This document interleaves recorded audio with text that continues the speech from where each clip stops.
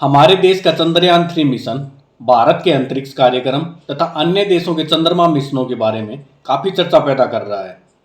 हमारे देश के साथ साथ अन्य देशों के चंद्रमा मिशनों की काफ़ी सारी ऐसी बातें होंगी जो कि आप लोग नहीं जानते होंगे। इस वीडियो में हम ऐसी ही 5 बातों के बारे में बात करेंगे। इसमें पहला है, हमारे पूर्व राष्ट्रपति APJ अब्दुल कलाम ने यह सुनिश्चित किया कि हमारा चंद्रयान-1 मिशन चंद्रमा पर अपनी छाप छोड़े। चंद्रयान-1 2008 में चंद्रमा पर भारत का पहला मिशन सिर्फ एक ऑर्बिटर था। जब यह अंतरिक्ष यान तैयार किया जा रहा था, उस समय भारत के president doctor APJ Abdul Kalam ने भारतीय अंतरिक्ष अनुसंधान संगठन यानी कि इसरो का दौरा किया। पूर्व इसरो अध्यक्ष जी माधवन नायर के अनुसार डॉक्टर APJ अब्दुल कलाम ने वहां पर वैज्ञानिकों से पूछा कि चंद्रयान-1 के पास यह दिखाने का क्या सबूत होगा कि वह चंद्रमा पर गया था। जब वैज्ञानिकों ने कहा कि इसमें चंद्रमा की सतह की तस्वीरें होंगी, तब कलाम ने अपना सिर हिलाया और कहा कि यह पर्याप्त नहीं होगा। फिर कलाम ने सुझाव दिया कि अंतरिक्ष यान अपने साथ एक ऐसा उपकरण ले जाए जिसे चंद्रमा की सतह पर गिराया जा सके। इसरो ने कलाम की सलाह पर ध्यान दिया और एक नए उपकरण को साथ ले जाने के लिए डिजाइन में बदलाव किए और इस प्रकार यह मून इम्पैक्ट प्रोब चंद्रमा की सतह से टकराया और चंद्रमा पर भारत का पहला ऑब्जेक्ट बना।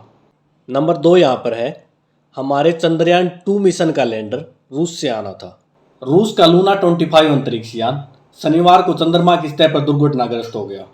उसी लैंडर का एक पुराना संस्करण भारत के चंद्रयान-2 अंतरिक्ष यान पर जाना था, लेकिन ऐसा नहीं हुआ।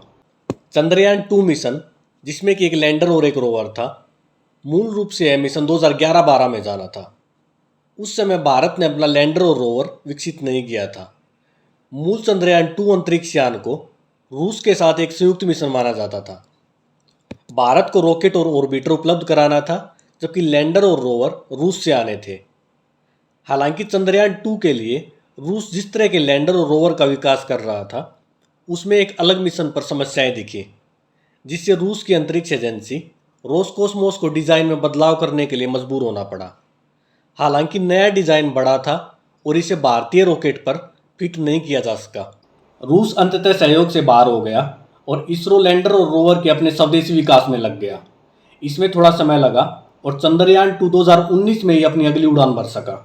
नंबर 3 है, भारत के अगले चंद्रमा मिशन को चंद्रयान नहीं कहा जाएगा।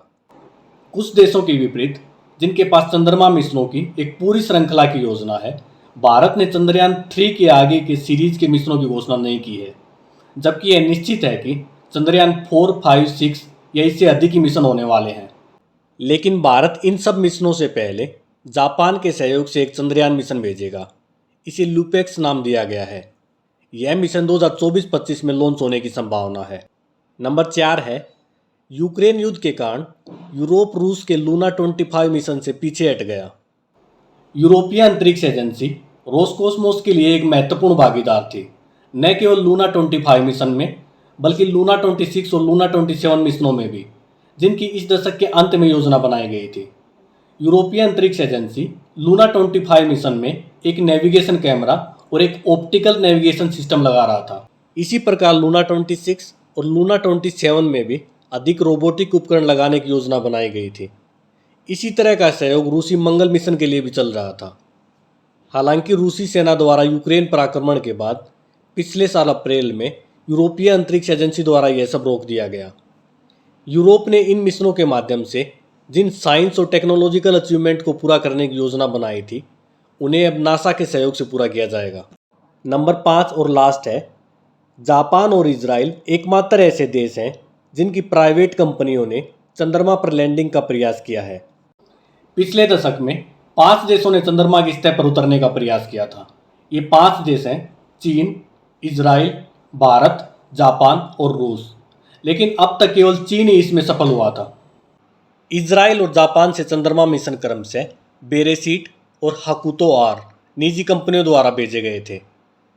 आज तक निजी अंतरिक्ष एजेंसियों द्वारा चंद्रमा पर उतरने के ये एकमात्र प्रयास हैं। इस महीने के अंत में जापान की अंतरिक्ष एजेंसी जाक्सा अपना पहला चंद्रमा लैंडिंग मिशन भेजने के लिए तैयार है। इसे चंद्रमा की जांच के लिए स्लिम या स्मार्ट लैंडर कहा जाता है।